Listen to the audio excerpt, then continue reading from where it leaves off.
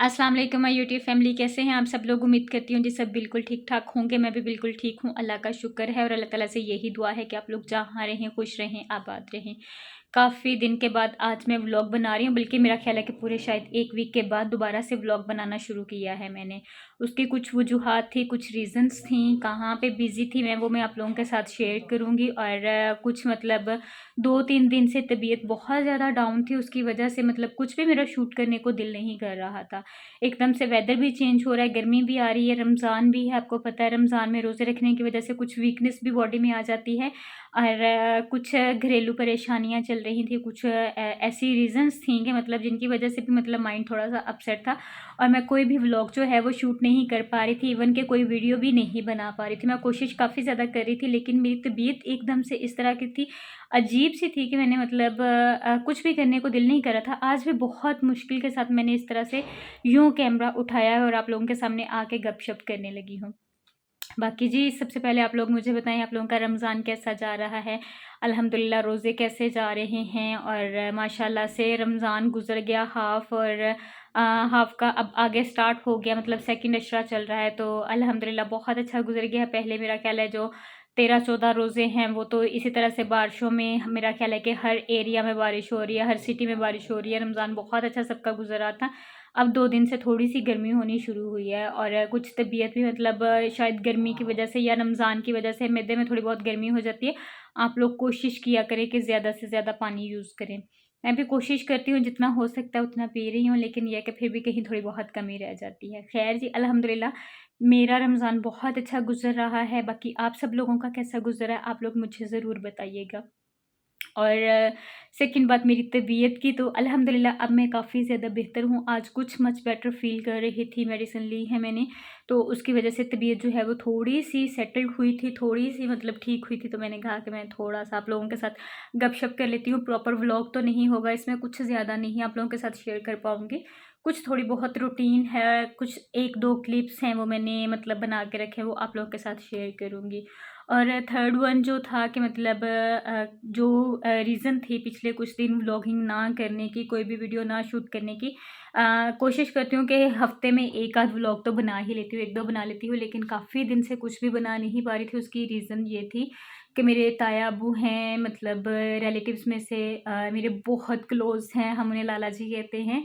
तो उनकी तबीयत मतलब काफ़ी ज़्यादा ख़राब थी। पहले कुछ दिन तो वो घर में रहे, हम लोग मेरा ख़्याल है कि मैंने अपने पिछले व्लॉग में ज़िक्र भी किया था कि मतलब मैं अपने ताया-अब्बू के घर जा रही हूँ उनकी इयादत करने के लिए। तो उनके घर में तबीयत काफ़ी ज़्यादा थी, फिर उसके बाद उनकी तबीयत जो है वो काफ़ी ज़्यादा डाउन हो गई। तो उन लोगों को उनको हॉस्पिटल एडमिट करवाना पड़ा।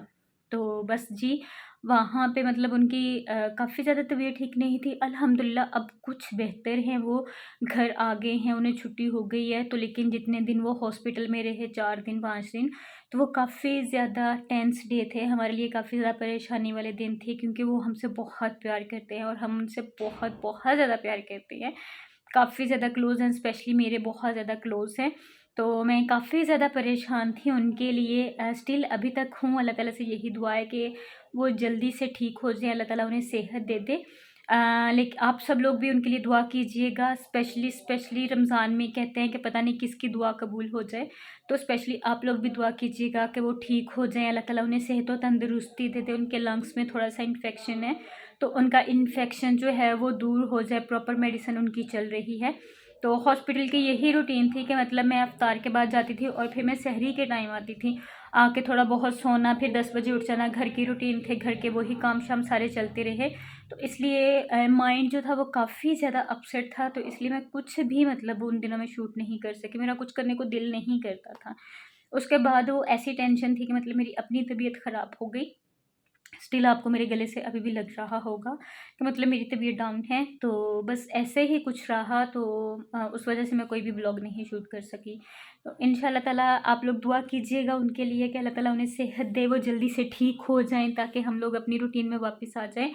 और बहुत ज़्यादा वो प्यार करते हैं हमसे लाला जी, और हम उनसे बहुत ज़्यादा प्यार करते हैं, तो इसलिए आपको पता है अपने प्यारे जब इस तरह से बीमार हों तो काफ़ी ज़्यादा टेंशन हो जाती है। आज का जो व्लॉग है वो बेसिकली व्लॉग नहीं है, वो आप लोगों के साथ ज़्यादा गपशप ही है कि मतलब मैं काफ़ी दिन से जो नहीं आ पा रही थी आप लोगों के सामने, तो मैंने कहा कि मैं आप लोगों को बता दूँ कि क्या वजह है, किस वजह से मैं कुछ भी शूट नहीं कर पा रही। तो यही वजह थी। आप सब लोग उनके लिए स्पेशली स्पेशली बहुत ज़्यादा दुआ कीजिएगा, मेरी रिक्वेस्ट है आप लोगों से। और रमज़ान का महीना चल रहा है, पता नहीं अल्लाह ताला किसकी दुआ कबूल कर दे। तो जो मैंने थोड़े बहुत क्लिप्स शूट किए हुए हैं वो मैं आप लोगों के साथ शेयर करूँगी। और अगर आपने मेरे चैनल व्लॉग्स बाय हुमा को सब्सक्राइब नहीं किया तो प्लीज़ चैनल को सब्सक्राइब कर लें, मेरी वीडियोज़ को लाइक कीजिएगा, शेयर कीजिएगा, बेल आइकन के बटन को प्रेस कीजिएगा, अच्छे-अच्छे कमेंट्स कीजिएगा और प्लीज़, प्लीज़ मेरे ताया अब्बू के लिए, मेरे लाला जी के लिए दुआ ज़रूर कीजिएगा। ये मेरी आज व्लॉग बनाने का मकसद स्पेशली ये था कि पता नहीं अल्लाह ताला किसकी दुआ कबूल करे और अल्लाह ताला उन्हें सेहत अता कर दे। तो आप लोग प्लीज़ उनके लिए दुआ लाज़मी कीजिएगा। बाकी जो क्लिप्स मैंने थोड़े बहुत रिकॉर्ड किए हैं वो मैं आप लोगों के साथ रूटीन जो मेरे पिछले दिनों की रही है वो मैं आप लोगों के साथ शेयर करती हूँ और अपने व्लॉग का आगाज़ करते हैं। ये मैंने थोड़े दिन पहले के छोटे-छोटे क्लिप्स थे जो कि जमा करके रखे हुए थे कि मैंने कहा आप लोगों के साथ वो शेयर कर देती हूँ कि मेरी इतने दिनों में क्या रूटीन रही। ये कुछ दिन पहले जी हमारे यहाँ अच्छी खासी बारिश हुई, एकदम से ऐसा वेदर हो गया कि बारिश होनी शुरू हो गई और फिर मतलब इतना खूबसूरत, मतलब हाफ़ आसमान पे इस तरह से बादल थे और हाफ़ आसमान पे इस तरह से धूप निकली हुई थी और काफ़ी अरसे के बाद मैंने इस तरह से ये कौसे क़ज़ा देखी, रेनबो जिसको कहते हैं वो देखी। इतने खूबसूरत इसके कलर्स लग रहे थे ना और इतने ज़्यादा प्रोमिनेंट हो रहे थे और नीचे से अगर आप देखें तो मतलब मैं छत पे थी और सामने वो था दीवार थी, तो इसलिए मुझे इतना ज़्यादा मतलब नज़र नहीं आ पा रहा था, लेकिन इतने खूबसूरत वहाँ से डार्क शेड्स निकल रहे थे और मैं कहती हूँ अल्लाह ताला की कुदरत है। मतलब जिस तरह से बारिश होती है और उसके बाद इतने खूबसूरत कलर निकलते हैं। मौसम काफ़ी ज़्यादा अच्छा था, बहुत ज़्यादा हवा चल रही थी साथ में और वेदर काफ़ी ज़्यादा खूबसूरत हो गया था। फिर उसके बाद ही मैंने रोज़ा इफ्तार किया और रोज़े इफ्तार करने के बाद मेरी यही रूटीन होती थी कि मैं हॉस्पिटल चली जाती थी ताया अब्बू के पास। वहाँ पे सब लोग होते थे, काफ़ी ज़्यादा लोग, उनका पता करने के लिए, हाल चाल पूछने के लिए, उनके फैमिली मेम्बर्स हमारी तरफ से सारे के सारे। तो मैं अफ्तारी से लेके सहरी तक वहाँ रहती थी। फिर सहरी के टाइम मतलब भाई मुझे छोड़ने आ जाते थे और वो फैसल हॉस्पिटल एडमिट थे, वहाँ पे रहे। अब अल्हम्दुलिल्लाह काफ़ी ज़्यादा बेहतर हैं वो, उन्हें छुट्टी हो गई है, वो घर मतलब घर यहाँ पे आ गए हैं, घर शिफ्ट हो गए हैं। लेकिन फिर भी मतलब अभी उनकी जो मेडिकेशन है वो चल रही है क्योंकि इन्फेक्शन उन्हें ज़्यादा है। तो डॉक्टर ने कहा है कि मतलब प्रॉपर एक कोर्स करना पड़ेगा। तो आप सब लोग भी दुआ कीजिएगा कि अल्लाह ताला उन्हें सेहत दे। जब मैं ये थोड़े से क्लिप्स शूट कर रही थी तो इस वक़्त रात का काफ़ी ज़्यादा टाइम था और मेरे जो कज़न हैं वो अपनी मिसेस को घर छोड़ने गए हुए थे। उन्होंने आना था तो फिर मुझे भाई ने घर छोड़ने आना था, से मतलब सहरी के टाइम मैं तकरीबन 3 सवा 3 बजे के करीब घर आती थी। तो इस वक़्त सन्नाटा काफ़ी ज़्यादा हो चुका था। मेरे जो ताया अब्बू हैं वो रेस्ट कर रहे थे, सो रहे थे। इसी तरह से कभी उठ जाते थे, कभी सो जाते थे। तो मैंने कहा कि चलिए मैं थोड़े से क्लिप्स जो हैं वो मतलब कैप्चर कर लेती हूँ और फिर जब मुझे मौका मिलेगा व्लॉग बनाने का तो मैं इनको थोड़ा बहुत ऐड कर दूँगी और आप लोगों से स्टिल अभी तक कहूँगी कि प्लीज़ दुआ करें। फिर उसके बाद जी नेक्स्ट डे हो गया था मेरा रमज़ान, मतलब रोज़े चल रहे थे, घर वाले नहीं रख रहे थे। और उसके अलावा 6 अप्रैल का ये डे था जिस दिन का ये व्लॉग ये मतलब जो मैंने क्लिप्स हैं कैप्चर किए, ये 6 अप्रैल के थे और 6 अप्रैल को मेरे जो बड़े मामू हैं, मामू आरफ़, उनकी बरसी थी। उनकी डेथ जो है वो 2008 में हुई थी और 6 अप्रैल 2008 को। तो बस उनकी बरसी थी तो हम लोगों ने बस वो जी नियाज़ वग़ैरह दिलवानी थी, तो अम्मी यहाँ पे प्रिपरेशन कर रही थी, मैं सो के उठी थी। क्योंकि आपको पता है कि सारा दिन जागो, काम करो, रात को जागो तो फिर वो काफ़ी ज़्यादा बंदा जो है ना उसकी सेहत अपनी डिस्टर्ब हो जाती है। तो मैंने कुछ ज़्यादा अम्मी के साथ काम नहीं करवाया, अम्मी ने सारा खुद किया था। हाँ, जो बाकी मेरे करने वाले काम थे वो मैंने सारे के सारे कर लिए थे और यहाँ पे अम्मी ने सारी प्रिपरेशन कर ली थी। उन्होंने सालन बना लिया था, उन्होंने नमकीन चावल बना लिए थे। इसके अलावा यहाँ पे एंड पे जस्ट वो ना मतलब मीठे चावल बना रही थीं। तो जब मैं किचन में आई, बाकी मैंने कुछ भी शूट नहीं किया क्योंकि आपको पता है कि जब बंदे का एक माइंड फ्रेश ना हो तो कोई भी काम करने का उसका दिल नहीं करता। तो बस ऐसे ये छोटे-छोटे क्लिप्स थे जो मैंने मतलब जमा कर लिए और मैंने कहा कि आप लोगों के साथ शेयर करूँगी, आप लोगों से दुआ के लिए कहूँगी कि आप दुआ करें अल्लाह ताला उन्हें मज़ीद सेहत दें। तो बस इस तरह से जी चावल बहुत मज़े के बने थे। मैंने इफ्तारी के बाद जस्ट 2-3 बाइट्स लीं क्योंकि आपको पता है इफ्तारी के बाद कुछ ज़्यादा खाने को दिल नहीं करता। एकदम से हालाँकि मैं बहुत ज़्यादा पानी भी नहीं पीती ना इफ्तार के टाइम मतलब मेरा होता है कि मैं बहुत कुछ खा लूँ, एकदम से खा लूँ। क्योंकि उसके बाद फिर नमाज़ पढ़ने को दिल नहीं करता, तो बस ऐसे ही था मैं कम-कम खाती थी और वैसे भी खाना मैं इफ्तारी के टाइम बहुत कम खाती हूँ। अगर मैं इफ्तार में खा लूँ तो फिर सहरी में जो है वो मतलब खाने को कुछ भी दिल नहीं करता। तो ये डे 2 था मतलब बल्कि डे 2 नहीं था, ये 3rd या 4th डे था क्योंकि मैंने जो स्टार्ट के डेज़ थे उनमें कुछ भी कैप्चर नहीं किया। तो तभी मैं अगेन इफ्तारी के बाद हॉस्पिटल थी और यहाँ पे आप देखें कि टाइम जो है वो 3 बज रहे थे और मेरे कज़न जो है वो अपनी मिसेज़ को छोड़ने के लिए गए हुए थे और हम लोग मतलब मैं और मोहसिन भाई वहाँ पे थे क्योंकि मोहसिन भाई और मेरे कज़न अदनान भाई जो हैं वो रात को वहाँ पे स्टे करते थे। 3 बजे तक हम लोग रहते थे, सहरी के टाइम हम लोग घर आ जाते थे। फिर उसके बाद सारे आते-जाते रहते थे।